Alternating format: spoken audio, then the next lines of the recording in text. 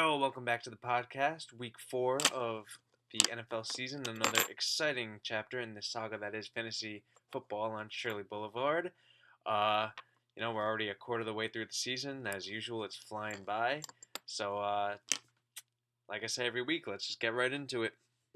Oh, and before we get into it, I would just like to once more apologize for my blunder this week with the waiver wire. But everything seemed to work out in the end. I think everyone got who they wanted realistically, and I won't let it happen again. Sorry, guys. So we'll start with what was supposed to be the marquee matchup of this week: Battle of the Trap House All Stars, Steve versus Barnesy. Steve pretty much had this one wrapped up pretty early on Sunday, and then Big Ben put the finishing touches on it at the end of the night. Steve winds up winning by 50 points, 160.3 to 110 to go to 3-1. Barnesy falls to 2-2. Then we'll kick it over to my matchup with Joey. Despite leaving 70 plus points on my bench with Matt Ryan and Will Fuller, I'm still able to edge out Joey thanks to Antonio Brown and the Steelers being so dominant against the Chiefs on Sunday night that they stopped throwing the ball. Because I think Antonio Brown had like 20 points within the first quarter, but then only scored another 2 or 3 points after that. And so luckily, that gets me a win. Next, we will move on to Jordan versus Dave. Jordan wins 144.1 to 133.9. Another shitty luck week for Dave as he puts up a really solid week, but gets another loss to go to 1-3. Jordan was saved by Le'Veon Bell's return, 22.8 points at the running back position, something he desperately needed. And then we go to Garrett versus Willie. Garrett easily defeats Willie, 147.6 to 94.9.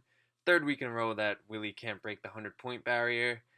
Garrett got pretty solid weeks from a few people, but definitely carried by Julio Jones putting up 48 points, and which is just ridiculous. 300 yards and touchdown, 12 catches. It's insane. Willie sucks. And then finally, we move to a game, Sean versus John. Sean only put up 90.9, but still gets a victory to remain undefeated against John, as John entered the game on Monday night with Eli and ODB going and only needing 21 points. Figure that's going to be an easy win for him. Doesn't happen. They only combined for about 13 points, and he falls again to go to 1-3. I'm sexy and I know it. No surprise here. It's Julio Jones of Garrett's team, 300 yards, 12 catches, and a touchdown for 48 points. Enough said.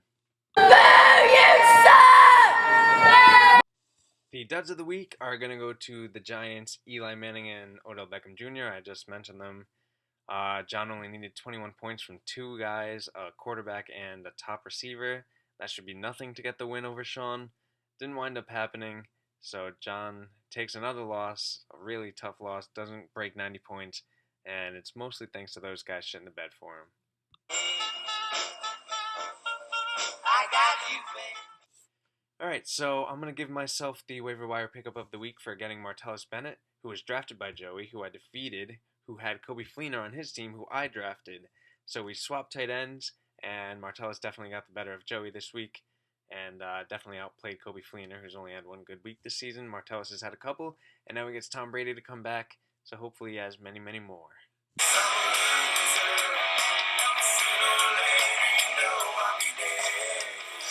And I have some very special news. The podcast has received its first sponsorship, courtesy of the Cleveland Browns. They will now be sponsoring the Bad Move of the Week. Having too much trouble with success? Cleveland can fix that for you. Cleveland Browns. Alright, so I got the waiver move of the week, and I'm also getting the bad move of the week, brought to you by the Cleveland Browns. Fucking left Matt Ryan and his 43 points and Will Fuller and his 27 points on my bench for a combined 70 points. Luckily, I still got a win, but would have been nice to have those points. But I'll take the W. This is a story about a girl named Lucky. For the second week in a row, Sean gets the Willie Hooper's Dumb Luck Award, thanks to barely scoring 90 points, but still getting a win over John. I mentioned how Monday night ODB and Eli shit the bed for him, so Sean is the benefactor of that, and will remain 4-0. Better to be lucky than good. You know what? This is bullshit. This is bullshit. And just as Sean got the Willie Hooper Dumb Luck Award 2 weeks in a row, Dave gets the Shitty Luck Award for the second week in a row, as he loses to Jordan despite putting up 133.9 points. And now is 1-3, even though he has the second highest score for the total season in the league. Man, I feel like a woman. I'm going to give the Jordan Squats While I Peas award to myself because I'm very frustrated with myself for benching Matt Ryan. And I'd like to say that I'm not going to play the matchups anymore, that I'm just going to go with my guys, which is what I usually did, but this season I decided to change it up, and it's fucked me a couple times. So I'd like to say that I'm not going to do it, but Matt Ryan's playing Denver, probably the best defense in the league this coming week, and now I'm afraid to start him again. And I'm sure if I don't start him, he'll go off and have 4 touchdowns and 350 yards. And I'm sure if I do start him, he'll throw 6 picks and no touchdowns. And whatever I do, I'm sure will be the wrong call. So, God help me. This is so exciting. And finally, we look ahead to next week, where in week 5, the marquee matchup will be Sean taking on Garrett. Sean is currently undefeated despite 2 pretty not too great weeks. And Garrett looks to dethrone him as he tries to get back into the division race and win his 3rd division in a row. I'll just leave you with this, guys. Going on week 5, still not one accepted trade. What are we waiting for? Let's get this show on the road. I feel like the season doesn't start until we have like one trade. Let's just not make it controversial. I'd like to reiterate, it's written in all of your little syllabi that I'm sure none of you read.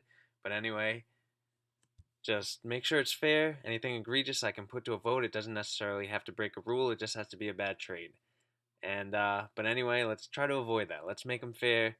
Don't pull any bullshit, please. I don't feel like dealing with it. But that's it. That's the podcast. So take it easy, guys.